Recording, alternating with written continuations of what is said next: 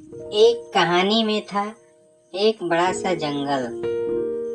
उसमें था एक बाल घर, पशु पक्षियों के नन्हे मुन्ने का बाल घर।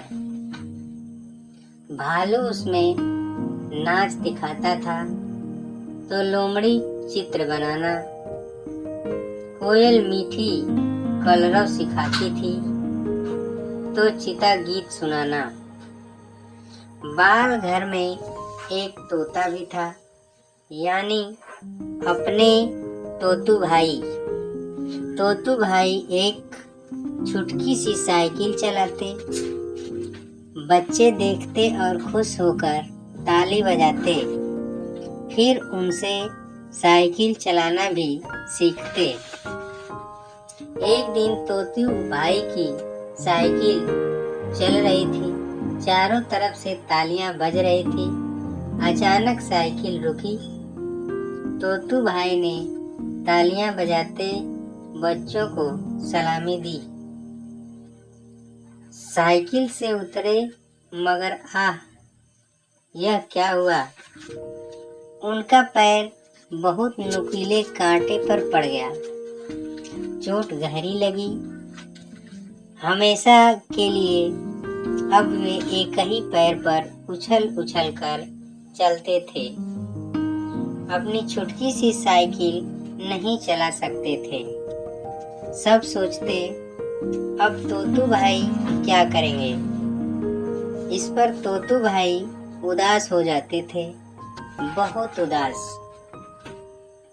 बाल घर में अब तोतू भाई का कोई काम नहीं था। फिर भी वे रोज वहां आते और किसी टहनी पर बैठकर दोस्तों को देखते, कभी इस टहनी कभी उस टहनी। बाल घर में एक खेल होता था, रेल का खेल। इस खेल में जानवरों की एक छोटी सी रेल थी, तमाशा मेल। बंदर रेल चलाता था और तमाशा दिखाता था। बच्चे तमाशा देखते और सैर करते, खेल तमाशा भी और सैर सपाटा भी। रेल की सैर में एक बरगद के पेड़ के नीचे एक पड़ाव आता था। यहाँ जैसे ही रेल पहुंचती, एक चिंपैंजी सीटी बजाता और हरी झंडी दिखाता था। बच्चे उस सीटी का इंतजार करते थे, क्योंकि तभी तमाशा होता था। सीटी की आवाज पर चलती रेल में दो बंदर करतब दिखाते थे। ड्राइवर की सीट पर बैठा बंदर उछलकर बरगद की टहनी पर चढ़ जाता था।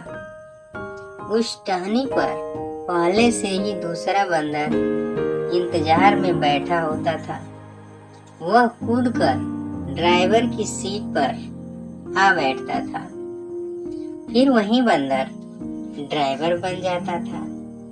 रेल चलती रहती थी, यानी करतब भी चलता और रेल भी चलती। एक दिन रेल का खेल शुरू हुआ। बरगद पर बैठा बंदर सीटी की आवाज पर कूदने को तैयार था। रेल में बैठा बंदर सीटी की आवाज पर बरगद की टहनी की ओर उछलने को तैयार था। दोनों को था सीटी बजने का इंतजार, मगर सीटी नहीं बजी। सीटी बजाने चिंपैंजी दौड़ता आ रहा था। एक शरारती घोड़े ने अचानक उसे दुलत्ती मार दी। चिंपैंजी मुंह के बल गिरा, धम। अब चिंपैंजी कैसे आता? रेल का खेल बिगड़ रहा था। दोनों बंदर सीटी का इंतजार कर रहे थे। रेल धीरे धीरे चल रही थी। उस बंदर के पेड़ से आगे बढ़ने ही वाली थी कि तोतू भाई परेशान हो गए। क्या करें, कैसे करें, बंदरों को कैसे समझाएं? अचानक तोतू भाई को एक तरकीब सूझी। उन्होंने झट से वैसी ही सीटी बजा दी। ड्राइवर बंदर उछलकर बरगद पर चढ़ गया।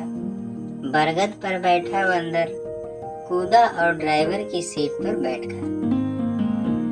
रेल ठीक से चलती रही। खेल जम गया। बच्चे खुशी से तालियां बजाते रहे।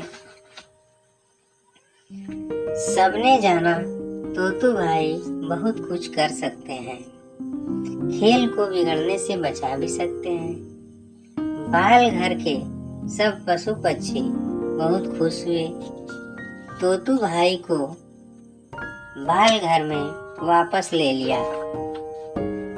तब तोतू भाई को रोज रेल के खेल में सीटी बजानी होती थी।